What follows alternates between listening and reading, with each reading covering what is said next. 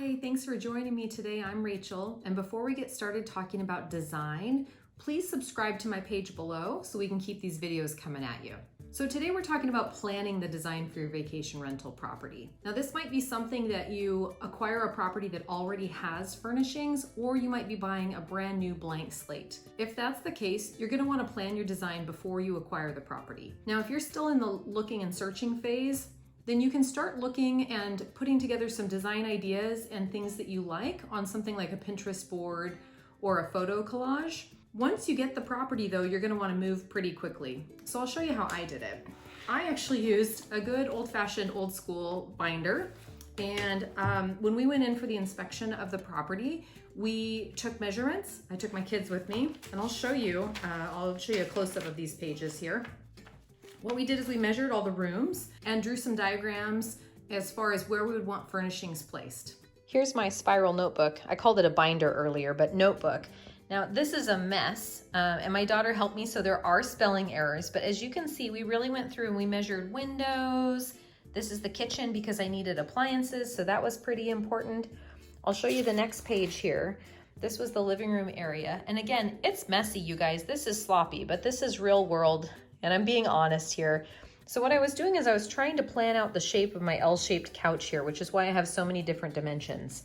Then here's an example of how I measured for the bedrooms and trying to figure out bed placement and how I could get a king-size bed in there, and then figuring out would I have enough room around it to walk and enough room to put bedside tables.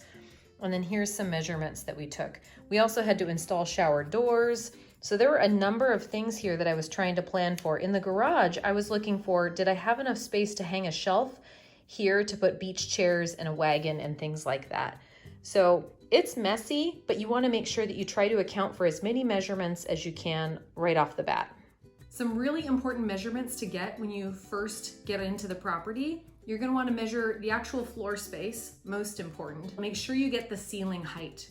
So that's really important for measuring the height of the headboards or the scale of the pictures, but you're going to want to make sure you have that noted for each room.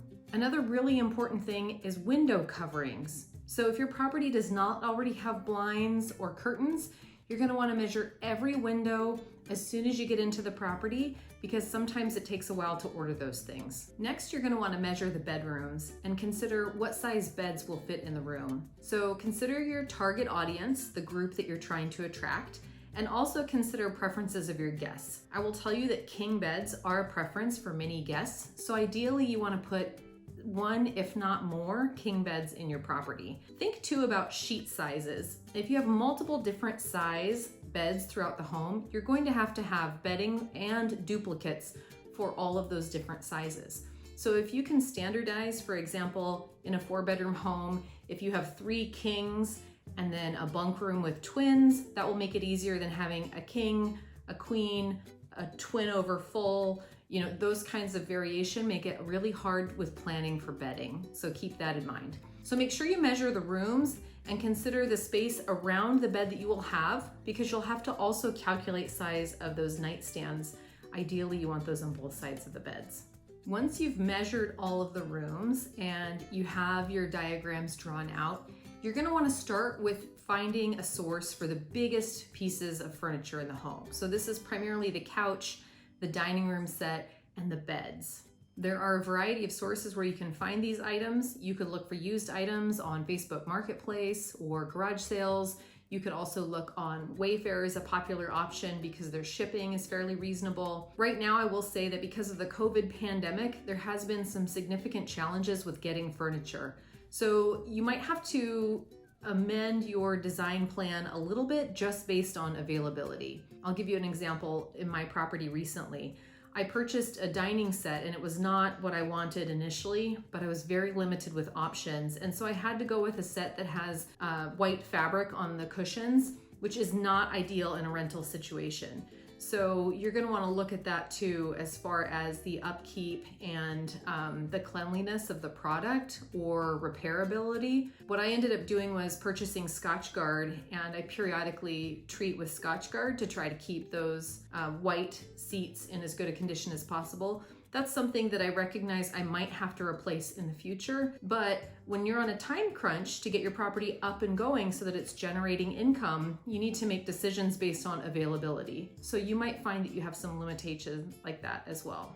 So what if you're not very good at design? Get someone to help you. And you know what I did? I just bounced some ideas off of my sister, and I thought she had a really great idea with using a photo collage program to kind of stitch together some photo ideas as we were starting to plan furnishings and bedding and things like that. And this is a great way to bounce ideas off a friend or relative who might be better at design. Let's talk a little bit about theme. I think the most important thing here is to keep your target audience in mind. So again, who are you trying to attract to the property? If you're trying to attract families, having a really amazing bar theme throughout the whole house is probably not what you want. But if you're looking to attract groups of young people or partiers, then that might be a great option. So try to keep the theme and the design of the house consistent with the group of folks that you're trying to attract. The other part of that is durability. Your items are going to get damaged. I should say that again. Your items are going to get damaged, so plan accordingly. Don't buy the most expensive items out there just because you're purchasing a luxury property. Go for a look that is luxurious, but not actually top dollar on everything, because your items will get damaged. Ideally, if you can plan for replacements or have a few extra things on hand, for example, I keep a few extra throw pillows and blankets and sheets. You always want to have extras of those kinds of things. But sometimes items in the house get damaged as well. I recently had one of my living room chairs destroyed, and I had to scramble to find a replacement. Ideally, you should be planning for replacement and maximum durability with each purchase that you're making. Try to avoid certain types of materials, like glass tabletops in homes that welcome children are not a good idea.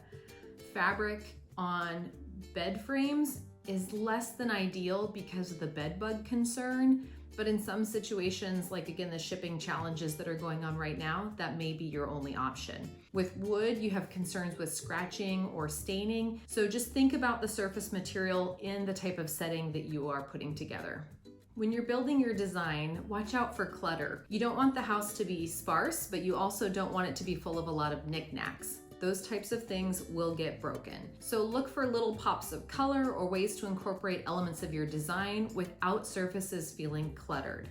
Another really important thing, don't put any of your prized personal possessions in this house.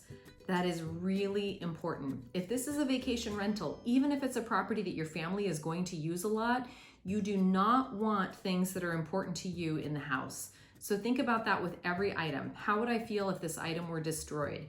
If that makes you sad and it's an item that is not replaceable, do not put it in this house. Another big part of this is not to forget about the outdoor spaces. Now, depending on the season, you may not be able to design for your outdoor space currently. So one of my properties is in the mountains and there are up to 6 feet of snow in the backyard at times. And so it's not conducive to setting up winter furnishings. But during the summertime, that's a really important place. And those photos of your outdoor space are really going to sell the property for people who are coming to vacation in that destination. So make sure you plan a large portion of your budget for outdoor spaces, especially if when you acquire the property, it's in less than desirable shape. So we'll spend a separate video talking specifically about how to plan for budgeting. But with design, you want it to be a cohesive design. So again, if you're targeting families, you want to have family space and areas inside designated for play and relaxation, and you want the same thing outside as well. So consider that in your design. So I'd like to show you a few of my design boards as well as how the rooms turned out, because it does vary, again, based on availability of items and budget and things like that. So I'll show you how things turned out from my plan, and then we'll go from there. Here's the design board for the living room, and then the finished product. Here you can see the master bedroom planning board, and here's the view of the master bedroom and towards the window. This is the upstairs kids' bunk room and the finished product. And here's the upstairs additional guest bedroom, also a king bed, and the finished product. Well, that wraps up another video for me. Thank you for joining me today. I hope you'll subscribe to my page so we can keep these videos going so that I can come up with some more crazy content for you guys. I'd love to show you some more stuff coming up at one of my properties, as well as dive into budget, which is my least favorite thing, but really, really important. So please join us next time, and thanks. Have a great day.